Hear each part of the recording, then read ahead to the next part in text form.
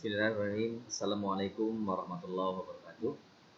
Alhamdulillah pada kesempatan malam hari ini kita bisa dipertemukan kembali dalam mata kuliah P3KP, Program Pembinaan Pencarian Kerja Pertama. Kita bersyukur pada Allah bahwa kita masih diberikan kesehatan, kesempatan untuk beramal baik pada malam hari ini dengan menuntut ilmu. Dan kita berdoa, kita berharap antum semua dalam kondisi sehat walafiat dan terhindar dari virus corona, dan kita juga berdoa kepada Allah agar virus corona segera berakhir khususnya di Indonesia. Baik, pada pertemuan kali ini kita membahas tentang seperti apa itu dunia kerja. Ya, jadi sebelumnya Bapak sampaikan bahwa mata kuliah ini adalah untuk membimbing antum, ya, terutama bagi yang belum bekerja, dan bagi yang sudah bekerja, ya, insya Allah, ya, dari sini insya Allah akan mendapatkan ilmu-ilmu baru mudah-mudahan, gitu ya. Jadi bagi antum yang belum pernah bekerja, insya Allah kita akan belajar bagaimana mendapatkan pekerjaan, gitu ya, tahapan-tahapan mendapatkan pekerjaan. Yang pertama kita nanti akan pelajari bagaimana sih mengetahui apakah info lowongan kerja itu valid atau tidak, ya, hoax atau tidak, gitu ya. Kemudian setelah kita mengetahui apa lowongan kerja tadi hoax atau tidak, kita bisa memilih-milih lowongan kerja mana yang memang cocok untuk kita atau sesuai dengan keahlian kita. Nah, jadi kita pilih, ya. Lalu setelah kita pilih-pilih, kita akan bisa melihat bagaimana sih caranya mengetahui kalau kita melamar kerja di sana itu istilahnya kemungkinan terbesar akan diterima. Ya, jadi ada prosentase, namanya prosentase sejauh mana lamaran kerja kita itu nanti ketika ngelamar ke sana insya Allah kita diterima. Nah, selanjutnya selain membahas itu, kita membahas yang berikutnya adalah membahas tentang surat lamaran kerja dan CV. Jadi bagaimana cara membuat surat lamaran kerja dan bagaimana membuat CV. Kemudian berikutnya kita akan belajar bagaimana mengerjakan psikotes, yakni tes kerja. Jadi kalau misalkan orang akan melamar pekerjaan dan mendapatkan pekerjaan, biasanya dia akan ada seleksi, dan salah satu seleksinya adalah tes kerja atau psikotes, gitu ya.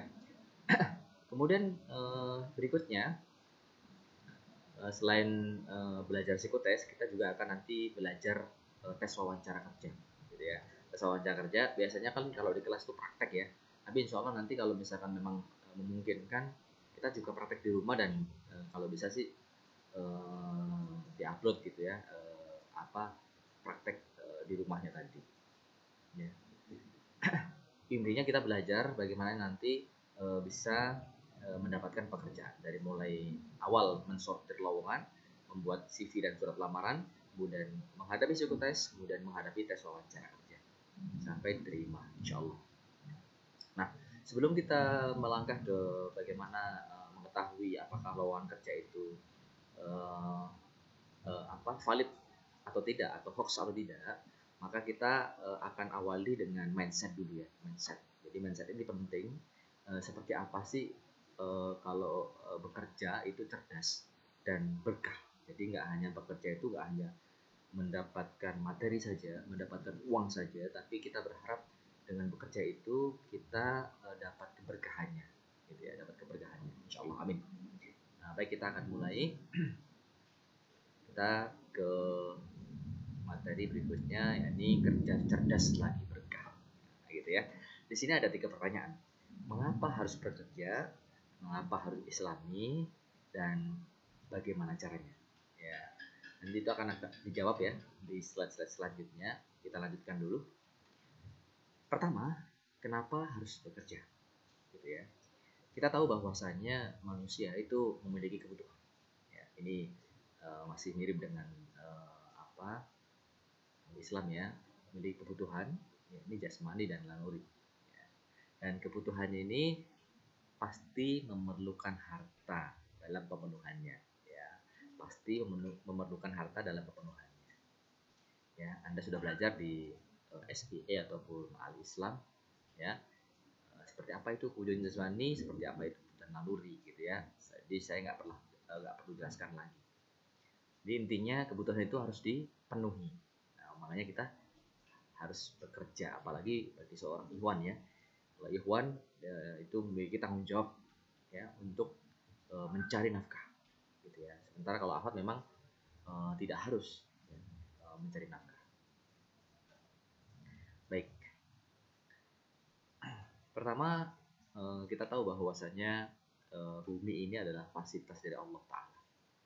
Ya, dalam sebuah ayat yang artinya dialah yang menjadikan bumi ini mudah bagi kamu, maka berjalanlah di segala penjurunya dan makanlah sebagian dari rezeki. Ya. Jadi bumi ini sengaja Allah lapangkan, Allah luaskan untuk dikelola oleh manusia. Ya. Sesungguhnya kami telah menempatkan kalian di bumi dan kami adakan bagi kalian di atasnya sumber penghidupan. Jadi di bumi ini jelas-jelas, ya, di bumi ini merupakan sumber kehidupan bagi kita. Dan manusia diperintahkan Allah untuk bekerja dan mengelolanya. Dialah Allah telah menciptakan kalian dari bumi tanah dan menjadikan kamu pemakmurnya atau yang mengelolanya. Begitu. Nah, karena kita tahu bahwasanya bumi ini kita yang kelola, manusia yang kelola, ya. Tentu saja mengelola itu ya ada pasang surut, ya, atau istilahnya secara sunatullah itu ada rajin, ada malas, ya. Orang rajin dan orang malas. Jadi kita ini harus tahu kan seperti apa kita. Meskipun kita tahu pasang surut, tapi memang kategorinya dua ini. Kalau tidak rajin, ya malas, gitu ya. Secara sunatullah, orang yang rajin itu, ya, kemungkinan besar akan berhasil dalam usahanya, dalam bekerjanya, gitu ya. Secara sunatullah, ya. Tidak ada ceritanya orang rajin itu nggak berhasil, ya. Secara sunatullah, ya, pasti orang rajin itu akan menemukan cara-cara tertentu, ya, dan sampai berhasil, gitu ya. Sementara itu orang malas, ya, orang malas, maka kemungkinan besar itu gagal, ya. Tidak ada orang malas itu berhasil.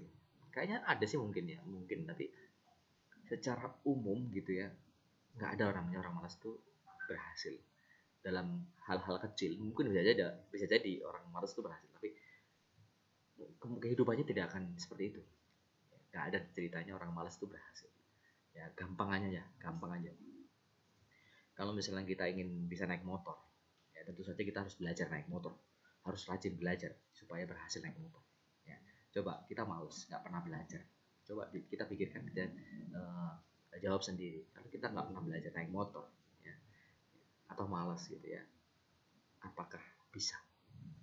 Gitu ya, apakah bisa? Tentu tidak bisa, karena tidak seperti otomatis gitu ya, pengen bisa naik motor terus tiba-tiba bisa, nggak bisa begitu. Maka di sini ada ayat Allah yang artinya janganlah kalian iri hati terhadap apa yang dikaruniakan Allah kepada sebagian kalian lebih banyak daripada sebagian yang lain, ya. Laki-laki akan mendapatkan bahagian apa yang mereka usahakan dan wanita pun akan mendapatkan bahagian dari apa yang mereka usahakan. Mohonlah kepada Allah sebahagian dari karunia-Nya. Sesungguhnya Allah Maha mengetahui segala sesuatu. Ya. Jadi sekali lagi secara sunatullah, ya, kalau kita rajin, ya insya Allah dapat, ya insya Allah berhasil. Tapi kalau kita malas, ya kemungkinan besar kita gagal. Ya, kemungkinan besar kita gagal, gitu ya. Dan biasanya gagal. Gitu. Kita lanjutkan dulu. Nah, tadi bekerja untuk memenuhi kebutuhan, ya. Nah, kenapa harus Islami? Ya, karena bekerja itu merupakan perbuatan. Ya, ada kaidah syarak mengatakan al aslu fil af'al, ya, al aslu fil af'al at-taqayyid bi hukmi syar'. Hukum asal perbuatan adalah terikat hukum syara. Jadi kita nggak boleh asal-asal melakukan sesuatu, ya, karena terikat. Makanya harus Islami, ya, terikat sama aturan Allah. Yang kedua, terkait benda, ya, al aslu fil asya al ibahah malam mirid dalil tahrim, ya. Jadi hukum asal benda adalah mubah selama tidak ada dalil mengharamkan. Ya. Yang ketiga, haitsu mayakunu syar'i takunus maslah, takunul maslah. Apabila ada hukum syarak diterapkan, ditetapkan, atau dilaksanakan, maka akan ada kemaslahatan, ada kebaikan. Jadi kenapa harus Islami itu? Ya karena hukum Islam, hukum syarak itu adalah di situ ada kebaikan, gitu ya. Nah, yang berikutnya, kenapa harus Islami? Karena semua perbuatan kita akan dihisab oleh Allah Ta'ala. Ya, dari mana harta diperoleh dan untuk apa harta digunakan.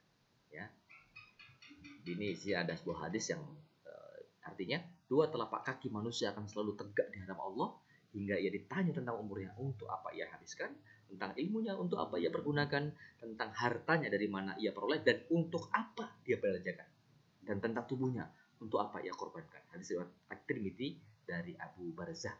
Ya, jadi di situ ada dua hal tentang harta dan biasanya kita bekerja itu untuk mendapatkan harta, gitu ya. Yang ditanya apa? Dari mana memperoleh harta tadi dan untuk apa dibelanjakan harta tadi. Jadi dua-duanya ditanya. Ya, maka ini berat ya. Maka ini berat. Maka bekerja dalam pandangan Islam pertama telah diatur oleh Islam. Ya, jelas ya, ada aturannya. Yang kedua, wajib bagi kepala keluarga. Dalam hal ini kepala keluarga laki-laki ya. Kepala keluarga laki-laki, jadi wajib bagi kepala keluarga. Ini ketiga adalah sebab pokok dan mendasar bagi manusia untuk memiliki harta kekayaan. Jadi dengan bekerja itu kita dapat harta ya, sebagai imbalan dari pekerjaan kita tadi. Sungguh Allah telah mewajibkan atas kalian berusaha atau bekerja, maka hendaklah kalian berusaha. Di sini berusaha ada dua ya. Berusaha dalam ini bekerja atau berusaha itu mencari penghidupan yang lain dengan berwirausaha. Itu sebenarnya sama saja ya. Baik itu bekerja ataupun berwirausaha ya. Mencari yang halal itu wajib bagi setiap muslim. Sama-sama hadis riwayat At-Tabrani ya. Insyaallah pertemuan pertama kita cukupkan sekian dulu ya. Kalau misalkan nanti ada pertanyaan silakan bertanya, dan saya memang tidak akan panjang-panjang karena khawatir juga menyedot kuota terlalu banyak ya. Mungkin pertemuan pertama sekian dulu dari saya ya. Insyaallah kita bertemu pekan depan ya. Insyaallah masih meneruskan satu kali pertemuan lagi tentang mindset, tentang bekerja cerdas dan berkah. Ya, terima kasih. Semoga kita semua terhindar, sekali lagi terhindar dari wabah COVID-19 ini. Ya, dan bagi saudara kita mungkin yang terkena musibah, mudah-mudahan cepat sembuh ya, dan cepat sehat kembali. Dan kita berdoa pada Allah agar COVID-19 ini segera berakhir dan segera pergi dari bumi Indonesia terutama. Syukron wal afu minkum. Wassalamualaikum warahmatullahi wabarakatuh.